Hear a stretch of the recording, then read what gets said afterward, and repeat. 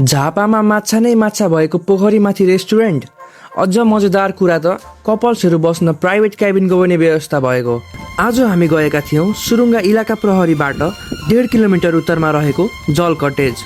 एकदमै शान्त र ठुलो ठाउँमा फैलिएको यो कटेज सञ्चालनमा आएको 8 वर्ष भएछ। यहाँ खाना बस्नका साथसाथै सुरक्षित पार्किङको व्यवस्था र एकैचोटि 100 जनासम्मलाई सर्भिस दिन सकिने क्षमता रहेछ। साथीसँग आउँदा या फ्यामिलीसँग आउँदा प्राइभेसीको ध्यान राख्न यहाँ प्राइभेट एसी क्याबिनको पनि व्यवस्था रहेछ। यहाँ चाहिँ आफ्नै पोखरीमा उत्पादित माछाहरूबाट विभिन्न परिकार बनाइँदो रहेछ। हामीले त्यहाँको स्पेसल डिस अर्डर गऱ्यौँ र अर्डर गरेको 5 मिनटमै ग्रिल्ड फिस रेडी भयो। यहाँको कस्टमर सर्भिस एकदमै दामी।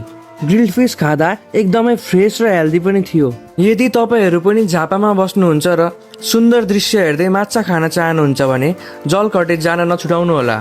हामी त गयौँ, तपाईँहरू चाहिँ कहिले जाने त?